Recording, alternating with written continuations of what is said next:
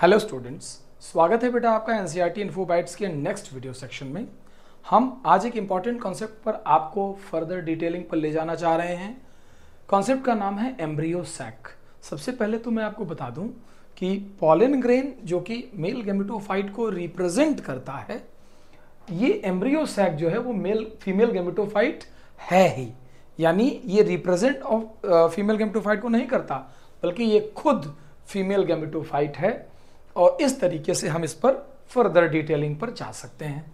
सो embryo sac काम कैसे करता है, क्या होता है, आइए मैं आपको एक एक बात समझाता हूं बेटा। सबसे पहले तो आप ये जानिए कि embryo sac is exclusive feature है एंजियोस्पर्म्स का, यानी ये केवल और केवल एंजियोस्पर्म्स में मिलता है।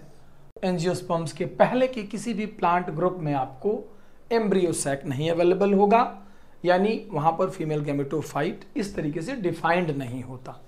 फिर हम थोड़ा और आगे बढ़े, हमने ये भी बताया कि एम्ब्रियो सैक टिपिकली जो होता है वो अगर हम समझें तो ये समझाते हैं कि जहां एक तरफ जब हम इसके डेवलपमेंट पर बात करते हैं तो कहते हैं कि एक होती है मेगास्पोर मदर सेल्स। क्या होती है बेटा? Megaspore mother cells. आप लोगों को 100% रिकॉल्ड होगा कि ये एक डिप्लॉइड सेल होती है। मेगास्पोर मदर सेल जब मायोसिस करके आगे बढ़ती है, यहाँ मैं एरो के साथ वर्ड लिखता हूँ मायोसिस और रिडक्शनल डिवीजन, तो हमारे पास मेगास्पोर्स बनकर आते हैं 4। कितने मेगास्पोर बेटा? 4 मेगास्पोर बनकर आते हैं। इन सभी की प्लॉइडी n होती है, इस बात को अलग से मैं यहाँ मेंशन कर दे रहा हूँ। तो जो ये मेगास्पोर होते हैं, जैसे मान लीजिए इस तरीके से 1, 2, 3 और 4 मेगास्पोर्स यहाँ पर बनकर आते हैं। तो यूजुअली देखा गया है कि जैसे अगर मान लीजिए नीचे मैं माइक्रोपाइल की बात करूँ डॉक्टर्स, और ऊपर की तरफ चलेजा की बात करूँ, तो हम ये बोलते हैं कि माइक्रोपाइल की तरफ के 3 मेगास्पोर्स डिग्रेड हो जाते हैं और 1 मेगास्पोर जो चलेजा की तरफ का है वो नॉर्मली बचता है। मतलब the situation will be like this, एक बड़ा हो जाता है, बाकी के 3 धीरे धीरे डिग्रेड हो जाते हैं और ये अपना सारा न्यूट्रिशन उठा करके किसे दे देते हैं? इस फंक्शनल मेगास्पोर को। ये रहा हमारे पास फंक्शनल मेगास्पोर। यही फंक्शनल मेगास्पोर जो होता है बेटा, ये आगे चलकर एम्ब्रियो सैक का फॉर्मेशन करता है। क्योंकि फंक्शनल मेगास्पोर की भी प्लॉइडी n ही होगी, तो पूरे एम्ब्रियो सैक की प्लॉइडी n ही रहती है। नॉर्मली हम इसे इस तरीके से देखते हैं कि फंक्शनल मेगास्पोर आगे चलकर कुछ इस तरीके के डेवलपमेंटल चेंजेस पर जाता है। पहले वो एक माइटोसिस करता है, जिससे इस तरीके से 2 न्यूक्लियाई यानी कैरियोकाइनेसिस होती है। फिर ये थोड़ा और आगे बढ़ता है बेटा, यहाँ पर जब पता चलता है तो दोनों तरफ 2-2 न्यूक्लियाई आ जाते हैं। फिर ये थोड़ा और आगे बढ़ता है तो कहीं ना कहीं दोनों तरफ 4-4 न्यूक्लियाई का फॉर्मेशन, चाहे माइक्रोपाइलर एंड हो और चाहे चलेजल एंड हो, 4-4 न्यूक्लियाई का फॉर्मेशन होता है। जब इन न्यूक्लियाई के बाद यहाँ पर हम पहुँचते हैं तो हम यहाँ बोलते हैं कि अरेंजमेंट ऑफ न्यूक्लियाई होता है और कहीं ना कहीं इधर से एक न्यूक्लियाई ऊपर से और एक न्यूक्लियाई इधर से आ जाता है। और हम यहाँ इस एरो पर लिखते हैं that 3+2+3 arrangement came into existence. यानी ये कुछ ऐसा होता है कि 3 न्यूक्लियाई नीचे बचते हैं, 3 न्यूक्लियाई ऊपर बचते हैं और 2 न्यूक्लियाई बेटा बीच में आ जाते हैं। बिकॉज ये न्यूक्लियाई पोल से ही शिफ्ट होकर आए थे, इसलिए हम इन्हें पोलर न्यूक्लियाई कहते हैं। थोड़ा देर बाद जब हम आगे बढ़ते हैं तो अभी तक सिर्फ और सिर्फ न्यूक्लियर डिवीजन हो रहा था। कैरियोकाइनेसिस के बाद अब हम साइटोकाइनेसिस पर चलते हैं। साइटोकाइनेसिस का मतलब ये होता है कि ये सभी न्यूक्लियाई अपने लिए थोड़ा थोड़ा साइटोप्लाज्म अरेंज कर लें। So it would be like this.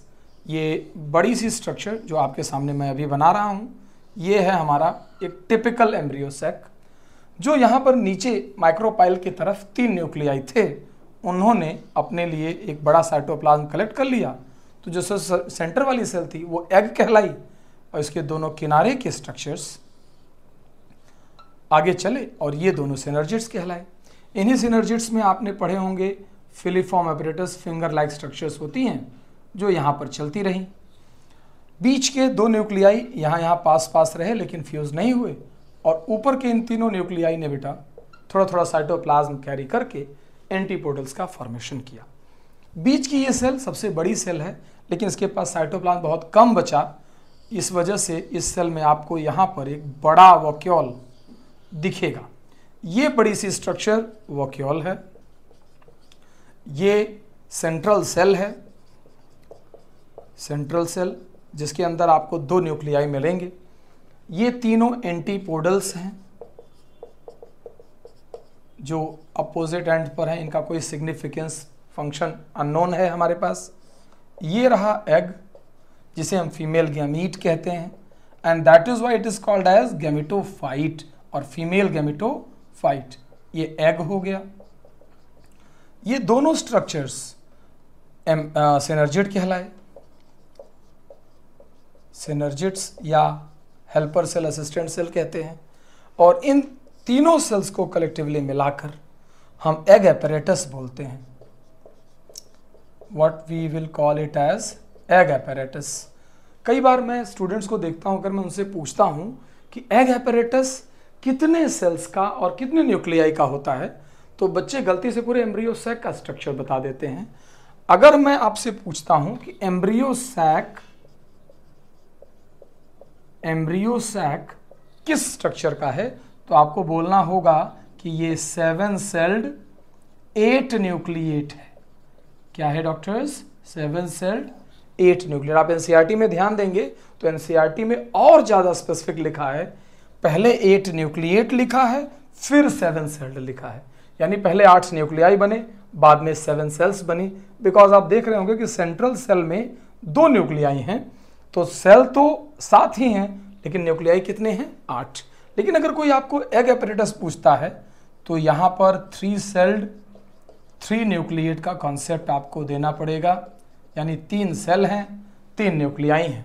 अभी मैं कहीं पर बैठा था तो हमारी बातचीत हो रही थी, तो पता चला कि जो ये सिनर्जिड्स होते हैं, इनकी जो ऊपर की सेल्स होती हैं, यानी इनकी चलेजल साइड की सेल होती है। ये देखिए, ये चलेजल एंड है। I don't want to create any type of confusion in your mind कि ये चलेजल एंड है, और इस तरह नीचे की तरफ जो एंड है इसे माइक्रोपाइलर एंड कहते हैं। तो आप कभी इस पर कंफ्यूज ही ना हो। माइक्रोपाइलर एंड की तरफ एग एपैरेटस बनता है। तो जो सिनर्जिड का चलेजल एंड होता है, यहाँ पर थिन सेल वॉल पाई जाती है। इसको ज़रूर ध्यान रखिएगा। सेल वॉल यहाँ बहुत पतली हो जाती है, लेकिन सेल वॉल वहाँ रहती ज़रूर है। सो कंसेप्ट इज कि किस तरीके से मेगास्पोर मदर सेल से मेगास्पोर्स का बनना, 3 मेगास्पोर का डिजेनरेट हो जाना। एक बार जब हम इस पर बात कर रहे थे डिजेनरेसी पर, मतलब डिजेनरेट होने पर, तो हम लोग डिस्कस कर रहे थे कि ऐसा क्यों होता है। तो जानते रहें कि इनके पीछे जो सबसे इंपॉर्टेंट लॉजिक है, to store more food to support oogamie, यानी oogamie को सपोर्ट करने के लिए कहीं ना कहीं उस एग में ज़्यादा फूड चला जाए, इस वजह से ये प्रोसेस होती है। और यहाँ पर आप देखेंगे कि साइटोकाइनेसिस के बाद कैसे एक एम्ब्रियो सैक का फॉर्मेशन होता है और किस तरीके से ये पूरा प्रोसेस डेवलप होता है। तो स्टूडेंट्स, ये एक फर्दर डिटेल्ड इंफॉर्मेशन है about the structure called as embryo sac. आप इसे बहुत अच्छे से रिवाइज कीजिएगा, फिर मुझे बताइएगा कि ये कंटेंट आपको और इसमें क्या एलैबोरेशन चाहिए।